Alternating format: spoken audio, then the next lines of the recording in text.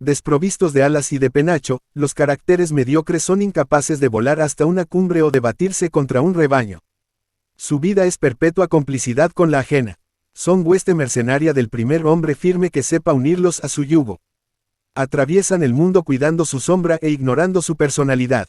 Nunca llegan a individualizarse. Ignoran el placer de exclamar, yo soy, frente a los demás.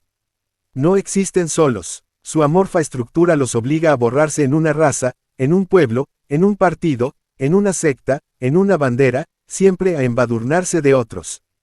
Apuntalan todas las doctrinas y prejuicios consolidados a través de siglos. Así medran, siguen el camino de las menores resistencias, nadando a favor de toda corriente y variando con ella. En su rodar aguas abajo no hay mérito, es simple incapacidad de nadar aguas arriba. Crecen porque saben adaptarse a la hipocresía social, como las lombrices a la entraña. Son refractarios a todo gesto digno, les son hostiles. Conquistan honores y alcanzan dignidades, en plural, han inventado el inconcebible plural del honor y de la dignidad, por definición singulares e inflexibles. Viven de los demás y para los demás, sombras de una Grey, su existencia es el accesorio de focos que la proyectan. Carecen de luz, de arrojo, de fuego, de emoción. Todo es, en ellos, prestado. Los caracteres excelentes ascienden a la propia dignidad nadando contra todas las corrientes rebajadoras, cuyo reflujo resisten con tesón. Frente a los otros se les reconoce de inmediato, nunca borrados por esa brumazón moral en que aquellos se destiñen. Su personalidad es todo brillo, firmeza y luz, como cristal de roca. Breves palabras que sintetizan su definición perfecta. No la dieron mejor Teofrasto o la Bruyere. Han creado su vida y servido un ideal, perseverando en su ruta, sintiéndose dueños de sus acciones, templándose por grandes esfuerzos, seguros en sus creencias, leales a sus afectos, fieles a su palabra. Nunca se obstinan en el error, ni traicionan jamás a la verdad. Ignoran el impudor de la inconstancia y la insolencia de la ingratitud. Pujan contra los obstáculos y afrontan las dificultades. Son respetuosos en la victoria y se dignifican en la derrota, como si para ellos la belleza estuviera en la lid y no en su resultado. Siempre, invariablemente, ponen la mirada alto y lejos, tras lo actual fugitivo divisan un ideal más respetable cuanto más distante. Estos optimistas son contados, cada uno vive por 1.000.000. Poseen una firme línea moral que les sirve de esqueleto o armadura. Son alguien, su fisionomía es la propia y no puede ser de nadie más, son inconfundibles, capaces de imprimir su sello indeleble en 1000 iniciativas fecundas. Las gentes domesticadas los temen, como la llaga al cauterio, sin advertirlo, empero, los adoran con su desdén. Son los verdaderos amos de la sociedad, los que agreden el pasado y preparan el porvenir, los que destruyen y plasman. Son los actores del drama social, con energía inagotable. Poseen el don de resistir a la rutina y pueden librarse de su tiranía niveladora. Por ellos la humanidad vive y progresa. Son siempre excesivos, centuplican cualidades que los demás solo poseen en germen. La hipertrofia de una idea o de una pasión los hace inadaptables a su medio, exagerando su pujanza, mas, para la sociedad, realizan una función armónica y vital. Sin ellos se inmovilizaría el progreso humano, estancándose como velero sorprendido en alta mar por la bonanza. De ellos, solamente de ellos, suelen ocuparse la historia y el arte, interpretándolos como arquetipos de la humanidad. El hombre que piensa con su propia cabeza y la sombra que refleja los pensamientos ajenos, parecen pertenecer a mundos distintos. Hombres y sombras, difieren como el cristal y la arcilla. El cristal tiene una forma preestablecida en su propia composición química, cristaliza en ella o no, según los casos, pero nunca tomará otra forma que la propia. Al verlo sabemos lo que es, inconfundiblemente. De igual manera el hombre superior es siempre uno, en sí, aparte de los demás. Si el clima le es propicio conviértese en núcleo de energías sociales, proyectando sobre el medio sus características propias, a la manera del cristal que en una solución saturada provoca nuevas cristalizaciones semejantes a sí mismo, creando formas de su propio sistema geométrico. La arcilla, en cambio, carece de forma propia y toma la que le imprimen las circunstancias exteriores, los seres que la presionan o las cosas que la rodean, conserva el rastro de todos los surcos y el hoyo de todos los dedos, como la cera, como la masilla, será cúbica, esférica o piramidal, según la modelen.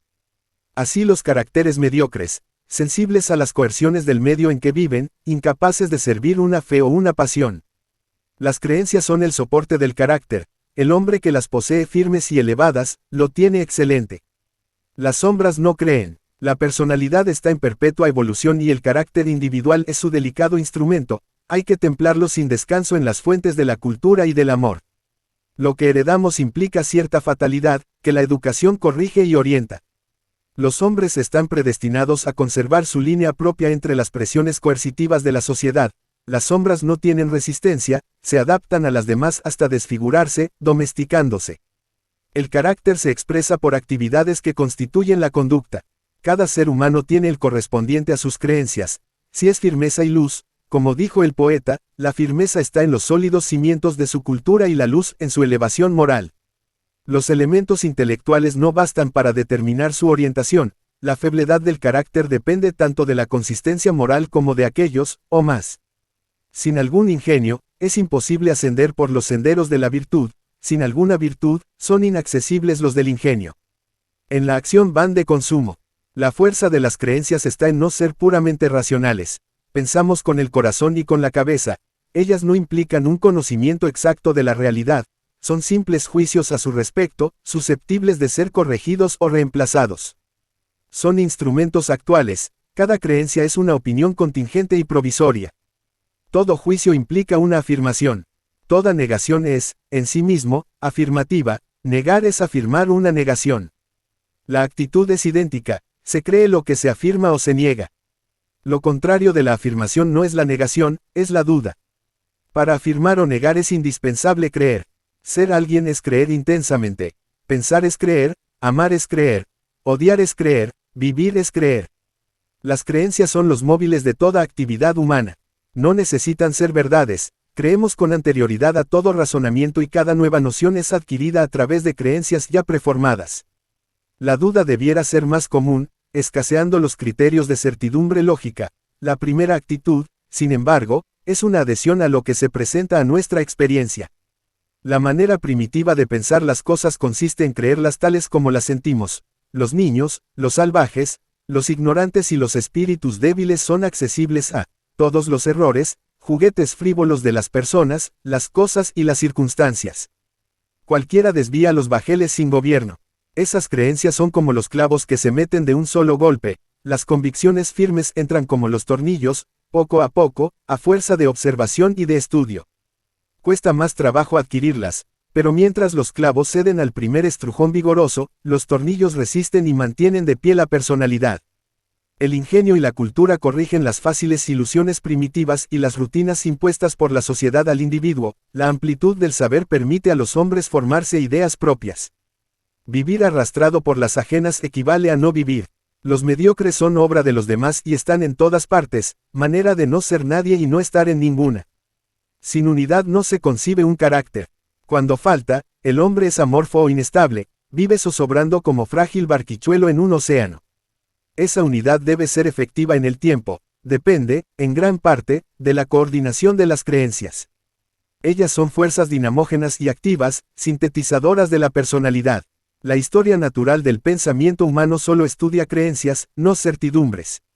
La especie, las razas, las naciones, los partidos, los grupos, son animados por necesidades materiales que los engendran, más o menos conformes a la realidad, pero siempre determinantes de su acción. Creer es la forma natural de pensar para vivir. La unidad de las creencias permite a los hombres obrar de acuerdo con el propio pasado.